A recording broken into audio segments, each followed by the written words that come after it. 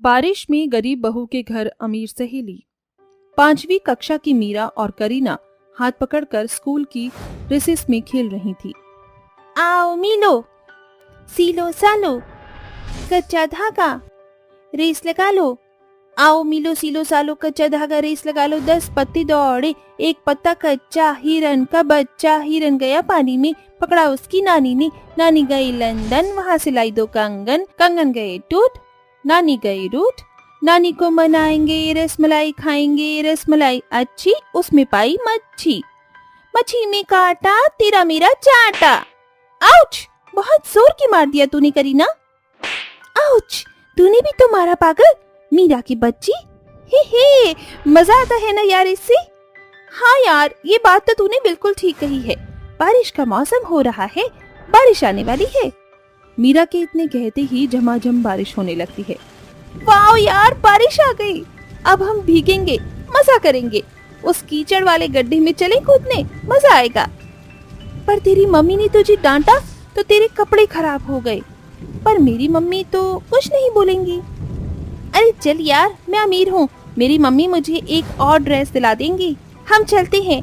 ये दोनों सहेलियां एक दूसरे का हाथ पकड़कर कीचड़ के पानी में बारिश में कूदने लगती हैं और बारिश के मजे लेती हैं। उन्हें बारिश का मौसम बहुत पसंद था।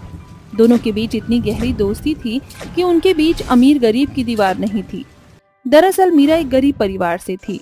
उसके बावजूद भी करीना सब जानकर उसकी दोस्त बनती है। हमेशा उसका क्लास में, पढ़ाई में, खेलकूद में उसका साथ देती है।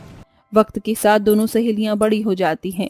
एक दिन कॉलेज की पार्टी के लिए तैयार होकर करीना मीरा के घर आकर कहती है, मीरा, ये क्या, तूने अभी तक सूट ही पहना हुआ है, तो तैयार क्यों नहीं हुई? पार्टी में जाना नहीं है क्या? जानती है ना, फेयरवेल पार्टी में सबको आना है। हाँ यार, पर मेरे पास अच्छे कपड़े नहीं है, ये तो तू जानती है ना सैंडल है, इसीलिए मैं नहीं जाना चाहती। पुराने कपड़ों में भी जाऊंगी तो मेरी बेइज्जती हो जाएगी, इसलिए मुझे नहीं जाना। अरे तू मेरे होते हुए ऐसा कैसे सोच सकती है? तू जानती है ना, तेरी सहेली तेरे कहते ही हर चीज ले आएगी। ये कपड़े क्या चीज हैं? चल तुझे मॉल से कुछ दिला कर लाऊं। ऐसा तैयार करूंगी कि सब देखते ही रह जाएंगे। ये कहते ही करीना उसे मॉल से अच्छे कपड़े दिलाकर पार्लर से रेडी कराती है, जहाँ उसकी काया ही पलट जाती है। देखा तू, कितनी सुंदर लग रही है। कॉलेज में तेरा कोई मजाक भी नहीं उड़ा सकता। उल्टा लड़के तुझे देखकर तेरे दीवाने हो जाएंगे। वो तो है, क्योंकि ये सब मेरी बेस्टी करीना का कमाल है। अब जल्दी चल, वरना फेयरवेल पार्टी खत्म हो जाएगी, फिर कोई लट्टू भी नहीं होगा तुझ पर। दोनों फेयरवेल पार्टी में पहुंचती हैं कि निखिल और सम्राट मीरा को देखकर हैरान रह जाते हैं। ये तो अपनी कॉलेज की गरीब मीरा है ना, जरा देख तो, इसकी अमीर सहेली के कारण इसकी काया ही पलट गई। महंगी ड्रेस, महंगी सैंडल। हाँ भाई, अरे तू भूल गया क्या, इसकी अमीर सहेली ने इस पर पैसे खर्च किए हैं, तभी तो इतनी सुंदर दिख रही है। इन गरीब लोगों की फितरत ही ऐसी होती है, अमीरों के साथ दोस्ती कर बैठते हैं और उनके पैसे खाते हैं। बंद करो अपनी बकवास, बहुत बोल दिया तुम लोगों ने। ये बोलकर मीरा वहाँ से चली जाती है। ये देखकर करीना को बहुत गुस्सा आता है और वो उन दोनों को सबक सिखाती है, जिसके बाद वो दोनों माफी मांगकर पार्टी से चले जाते हैं और करीना मीरा भी पार्टी को एंजॉय करते हैं। वक्त गुजरता है, करीना अपनी पढ़ाई के लिए विदेश चली जाती है। दूसरी ओर मीरा की शादी गरीब केतन से हो जाती है, जहाँ वो बहुत खुश थी। फिर उसका बेटा डुग्गू उसकी जिंदगी में आता है, जो कि 1 साल का था। पर केतन की नौकरी का कोई ठिकाना नहीं था, उसके मालिक का काम ठप हो जाता है। फिर एक सुबह डुग्गू रो रहा था। अली अली अली, कहाँ हुआ मेरे प्याले छी डुग्गू को? अरे क्या हुआ बहू, लल्ला इतना रो क्यों रहा है? माँ जी, इसे भूख लगी है, शायद घर में कुछ खाने को भी नहीं है। क्यों ना मैं दाल चावल मिलाकर खिचड़ी बना लूं, हम सब भी वही खा लेंगे और डुग्गू भी। हाँ बहू, ये ठीक रहेगा, और थोड़ा ज्यादा पानी डालना ताकि रात तक काम चल जाए। माँ मुझे माफ कर दो, मैं घर का खर्चा सही से चला नहीं पा रहा, आपकी दवाई नहीं आ पा रही, और अब तो डुग्गू भी थोड़ा बहुत खाने लग गया। कोई बात नहीं बेटा, आज तू अपने मालिक से बात करना। केतन जी, आप खाना खाकर जाइएगा। नहीं मीरा, इतनी टेंशन है कि मैं चैन से बैठकर घर पर कुछ खा भी नहीं सकता। अच्छा, डुग्गू का ख्याल रखना। इतना कहकर केतन चला जाता है। फिर वो पानी वाली खिचड़ी बना देती है। दोपहर में सास बहू वही खाते हैं। खाते वक्त अचानक से मौसम बिगड़ जाता है और तेज बारिश होने लगती है, जिसके कारण उनके घर की छत से पानी टप टप करने लगता है और पानी मनोरमा की थाली में पड़ जाता है। हे भगवान, ये कैसे दिन देखने पड़ रहे हैं कि चैन से खाना भी नसीब नहीं हो रहा। अब बरसात की बूंदें हमें परेशान करेंगी। गरीबी से तो तंग ही हो गए हैं। माँ जी, इधर खाना खा लीजिए, मैं यहाँ पर पतीला रख देती हूँ, गीला नहीं होगा फर्श। शाम को केतन घर पर वापस आता है तो जगह जगह पतीले और बाल्टी रखा हुआ देखकर कहता है, ये क्या, अब हमें इस चीज से भी जूझना पड़ेगा। घर की मरम्मत के लिए भी 2-4 हजार तो चाहिए ही चाहिए। बहुत बदनसीब महसूस हो रहा है मीरा। केतन, आप परेशान मत हो, बस कुछ दिन की कठिनाई है ये। घर में पैसे नहीं थे, मालिक से बहुत बोला, तब जाकर उन्होंने मुझे 100 रुपए दिए हैं। अब तुम देख लो इसका क्या करना है। कल सामान ले आऊंगी, फिलहाल आप खाना खा लीजिए। इसके बाद सब बैठकर खाना खाते हैं और जमीन पर सो जाते हैं। अगले दिन केतन उठकर देखता है तो उसकी नजर खिड़की से बाहर जाती है, जहां सारी सड़क पर पानी भर गया था। तभी एक गाड़ी उसके घर के सामने रुकी, जिसमें से छाता पकड़ा हुआ एक ड्राइवर, हाथों में सामान लिए हुए एक महिला जिसने चश्मा लगाया हुआ था, उसके साथ करीना के घर के अंदर आती है। मीरा, मीरा कहाँ है तू? करीना, तू अचानक, वो भी इतनी बारिश में कैसे आना हुआ? तेरी बहुत याद आ रही थी। मैं किसी काम से यहाँ से गुजर रही थी, फिर याद आया तेरा घर भी यहीं पड़ता है, तो मैं मुकेश को लेकर यहीं आ गई। ये देख, कितने सारे तोहफे लेकर आई हूँ तेरे लिए, और तेरा बेटा भी है ना, ला इसे मुझे गोद में दे। डुक्कू मौसी को हेलो बोलो। बहुत ही प्यारा बच्चा है। पूरे 6 साल बाद मिल रहे हैं ना हम मीरा, बचपन के साथ रहे हैं हम, और फिर अब अलग होना पड़ गया। अरे ये क्या, बारिश का पानी थोड़ा थोड़ा तुम्हारे घर में आ गया है। मुझे लगता है करीना, हमें चलना चाहिए, खामखा तुम्हारी दोस्त परेशान हो जाएगी। अरे नहीं नहीं बेटा, ऐसा मत सोचो, बल्कि हमें तो बहुत खुशी है। बहू, जरा कुर्सी लेकर आ, क्योंकि जमीन पर काफी पानी है। हमें अपनी सेवा करने का मौका तो दो। माँ जी, केतन जी, आप थोड़ा सा यहाँ संभालिए, मैं बाहर से कुछ लेकर आती हूँ। तभी मीरा बरसात में सर पर पन्नी रखकर भरी सड़क पर धीरे धीरे दुकान की तरफ जाती है और हलवाई वाले से समोसे, कोल्ड ड्रिंक लेकर आ जाती है, जिसे वो अपनी अमीर सहेली और उसके पति के सामने रखती है। करीना, तू तो जानती है हमें बारिश का मौसम कितना पसंद था। देख, मैं तेरे लिए गर्मा गर्म समोसे लाई हूँ, और जीजू आपके लिए भी। खाइए। हम खा लेंगे। आप खा लीजिए, मैं जब तक किसी तरीके से पानी रोकता हूँ। और मैं आप दोनों के लिए गर्मा गर्म भजिया बनाकर लाती हूँ। ये बोलकर मीरा गैस पर गरम गरम पकौड़े बनाती है। वहीं मुकेश और करीना टेबल और मेज पर बैठकर खाना खाते हैं और डुग्गू को मनोरमा संभालती है। केतन बाल्टी लेकर बारिश का पानी बाहर करता है। घर की ये दशा देखकर करीना बिना बताए मीरा और उसके ससुराल वालों को मदद करने की ठान लेती है। इतने में मीरा आती है। ये लीजिए, आप दोनों के लिए गर्मा गर्म भजिया तैयार हैं, वो भी हरी चटनी के साथ, खा लीजिए। अच्छा मीरा, मेरी एक बात सुनेगी? मेरी सास यहाँ पर नहीं है और यहाँ बारिश भी बहुत है, तो क्यों ना आप सब लोग कुछ दिन के लिए मेरे घर पर आ जाओ। इतने में बारिश का पानी भी सूख जाएगा और मैं डुग्गू के साथ खेल भी लूंगी। अरे केतन भाई साहब, मेरे ऑफिस में एक एम्प्लॉय की जगह कम हो गई है, तो क्या आप आ जाओगे? मुझे आप जैसा भरोसेमंद आदमी चाहिए। सच में आपको अपनी कंपनी में ज़रूरत है तो मैं आपका सुझाव स्वीकार करता हूँ। जब तक मैं भी इस घर की मरम्मत करवा लूँगा, बारिश के पानी से खराब हो गया है। हाँ हाँ बिल्कुल जीजू। मीरा, आजा बैठ जा, तू भी मेरे साथ चाय पकौड़े खाकर बातें करना। हाँ हाँ बिल्कुल। ये सुनकर दोनों सहेली खूब एक दूसरे से बहुत देर तक बातें करती हैं। बारिश का बहाव भी कम हो जाता है और कुछ दिनों बाद करीना अपनी गरीब सहेली के परिवार को अपने घर पर रखती है। इतने में उसके घर की मरम्मत हो जाती है और केतन मुकेश की कंपनी में काम करके अपने घर की परिस्थिति धीरे धीरे बेहतर कर लेता है और वो सब खुशी खुशी रहने लगते। देखो निधि, कल तुम्हारी छोटी बहन को लड़के वाले देखने आ रहे हैं, इसीलिए तुम सारी तैयारी अच्छे से करके रखना। तुम जानती हो ना, तुम्हारी बहन के पहले भी कई सारे रिश्ते टूट गए हैं, लेकिन ये वाला रिश्ता बहुत ज्यादा खास है, इसीलिए तुम्हें मैंने यहाँ तुम्हारे ससुराल से बुला लिया है। अरे माँ, आप चिंता मत करो, मैं अपनी जिम्मेवारी समझती हूँ। काव्या का रंग काला था, जिसकी वजह से उसका एक भी रिश्ता तय नहीं हो पा रहा था। निधि और उसकी माँ कल्याणी इस बात से बहुत ज्यादा परेशान थे, लेकिन उन्होंने हार नहीं मानी थी। ये लीजिए, मेरी बहन काव्या ने अपने हाथों से गर्मा गर्म पकौड़े और नाश्ता तैयार किया है, खाइए, आपको बहुत अच्छे लगेंगे। अरे ये सब तो ठीक है, लेकिन ये तो बताओ तुम्हारी छोटी बहन कहाँ है? अमृता के कहने पर निधि कमरे में जाती है और अपनी बहन से कहती है, अरे ये क्या, अभी तक तैयार नहीं हुई? दीदी, मुझे बहुत ज्यादा डर लग रहा है। अगर उन लोगों ने मेरे रिश्ते के लिए मना कर दिया तो? ओहो, मेरी प्यारी बहन, कुछ नहीं होगा, तुम परेशान मत हो, सब कुछ ठीक हो जाएगा। निधि खुद अपने हाथों से अपनी छोटी बहन को तैयार करती है।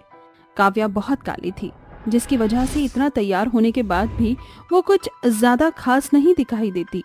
जैसे ही निधि काव्या को तैयार करने के बाद नीचे लेकर आती है, उसे देखते ही अमृता हैरान रह जाती है। हे भगवान, इतनी काली लड़की! अरे इतनी काली लड़की को मैं अपने घर की बहू कैसे बना सकती हूँ? ये सुनते ही काव्या की आंखों में आंसू आ जाते हैं। अरे आप इतनी समझदार होकर ये कैसी बातें कर रही हो?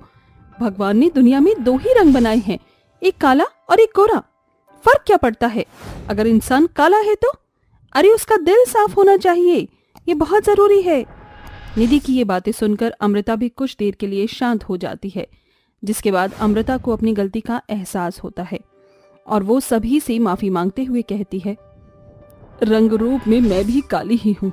मैंने जो चीजें अपने लिए सहन की, उसके बारे में मैं भूल ही गई थी और अभी मुझे समझ आया कि मैं कितनी बड़ी गलती करने जा रही थी। काव्या मुझे पसंद है और अब काव्या ही मेरे घर की बहू बनेगी। अमृता रिश्ता पक्का कर देती है, जिसके बाद कुछ ही दिनों में शादी की रस्में शुरू हो जाती हैं। देखते ही देखते वो दिन भी आ जाता है जिस दिन काव्या की शादी रोहित से होती है। काव्या से शादी करके रोहित उसे अपने घर ले जाता है और शादी के बाद काव्या की जिंदगी अच्छी खासी चलने लगती है। माँ जी, ये लीजिए आपका नाश्ता, और रोहित जी, आपके नाश्ते के साथ ही आपका लंच समय से खा लीजिएगा। अरे बहू, जब से तू इस घर के अंदर आई है, तूने पूरे घर को बहुत अच्छे से संभाला है। भगवान तुझे इसी तरह सलामत रखे। अमृता से आशीर्वाद लेने के बाद काव्या बहुत खुश होती है और खुशी खुशी रसोई में जाकर खाना बना रही होती है। तभी उसके फोन पर उसकी बड़ी बहन की कॉल आती है। अरे वाह, यकीन ही नहीं होता, आज इतनी सुबह सुबह तुमने मुझे याद किया। बताओ, कोई बात है क्या? दूसरी तरफ निधि बहुत जोरों से रो रही होती है। निधि और रोते हुए कहती है, मेरी दुनिया उजड़ गई, मैं बर्बाद हो गई, सब कुछ चला गया, मेरा पति अब इस दुनिया में नहीं रहा। मैं विधवा हो गई हूँ, मेरी बहन, मैं विधवा हो गई हूँ। ये सुनते ही काव्या के हाथों से फोन छूट जाता है और वो रोने लगती है, जिसके बाद वो अपने परिवार के सभी सदस्यों को इसके बारे में बताती है।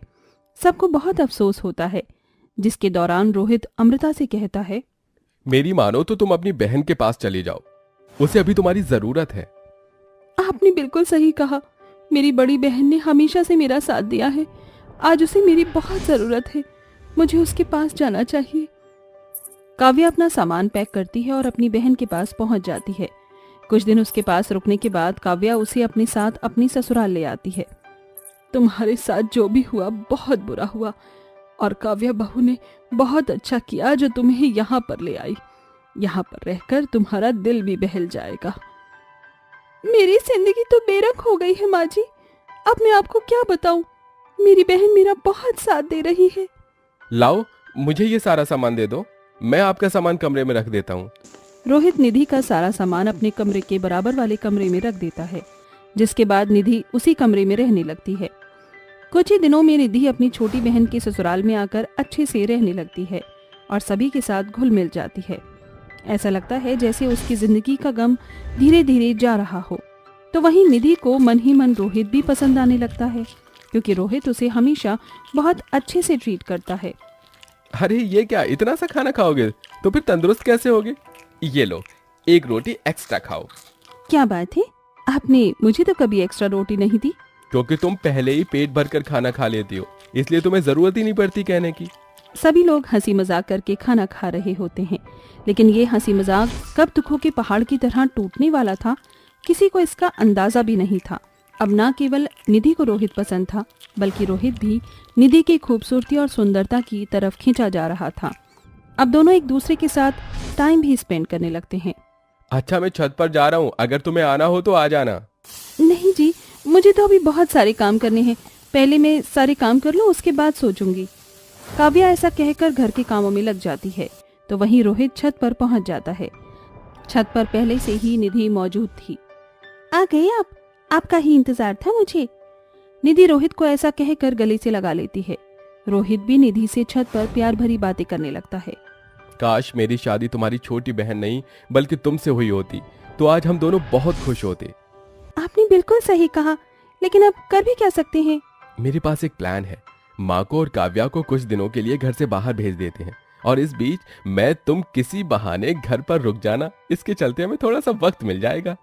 रोहित अपने प्लान के बारे में निधि को सब कुछ बता देता है, जिसके बाद रोहित अपनी माँ और अपनी पत्नी काव्या को बाहर घूमने की प्लानिंग बताता है, जिसे सुनकर सब लोग तैयार हो जाते हैं और सभी की टिकट हो जाती है। जाने वाले दिन अचानक से रोहित के लिए एक अर्जेंट मीटिंग के लिए कॉल आ जाता है, तो वहीं दूसरी तरफ निधि पैर में मोच आने का बहाना बना देती है। मुझसे बिल्कुल भी चला नहीं जा रहा। मुझे तो आज ही बहुत जरूरी मीटिंग के लिए जाना है। अगर ऐसी बात है तो हमें कहीं नहीं जाना चाहिए। अरे नहीं काव्या, तुम माँ के साथ निकलो, मैं पीछे से तुम्हारी बड़ी बहन का पैर डॉक्टर को दिखाने के बाद उसे अपने साथ ले आऊंगा। रोहित की बात मानकर काव्या अमृता के साथ चली जाती है। उनके जाने के बाद निधि और रोहित एक दूसरे को गले से लगा लेते हैं और बहुत खुश होते हैं। उस दिन वो पूरा दिन साथ में रहते हैं। रात को रोहित अपने हाथों से निधि के लिए खाना बना कर लाता है। अरे मेरी जान, देखो मैंने अपने हाथों से तुम्हारे लिए खाना बनाया, ये लो मेरे हाथों से खाओ। रोहित अपने हाथों से निधि को खाना खिला रहा होता है कि तभी अचानक से घर पर काव्या आ जाती है और वो अपने कमरे का दरवाजा खोल कर देखती है। उसके हाथों में उसके सूटकेस होते हैं। अपनी बहन और अपने पति को एक साथ उसी कमरे में देख काव्या की आंखों में आंसू आ जाते हैं। वाह बहन वाह, तुमने तो एक बार भी अपनी छोटी बहन के बारे में नहीं सोचा और मेरी सौतन बनने चली। मुझे तो बहुत दिनों से तुम्हारे ऊपर शक था, लेकिन मैंने कभी तुमसे कुछ नहीं कहा क्योंकि मैं तुम्हें रंगे हाथ पकड़ना चाहती थी। तभी वहां अमृता भी आ जाती है और कहती है, ये सब क्या बदतमीजी है रोहित, मैंने तुम्हारे बारे में ये कभी सोचा भी नहीं था। तुम इतने गिरे हुए होगे, तुम्हें तो अपना बेटा कहते हुए भी मुझे शर्म आती है। ये सब सुनकर रोहित अपनी नजरों में गिर जाता है और उसे अपनी गलती का पछतावा होता है। वो फौरन अपनी माँ और अपनी पत्नी के पैरों में गिर जाता है। मुझे माफ कर दो काव्या, मैं भटक गया था, आइंदा ऐसी गलती कभी नहीं करूंगा, मुझे माफ कर दो। रोहित को माफी मांगते हुए देख निधि भी अपनी बहन और उसकी सास से माफी मांगती है, जिसके बाद निधि अपना सामान पैक करके अगले ही दिन वहां से चली जाती है। काव्या भी रोहित को माफ कर देती है और उसके साथ जिंदगी में आगे बढ़ने का फैसला लेती है।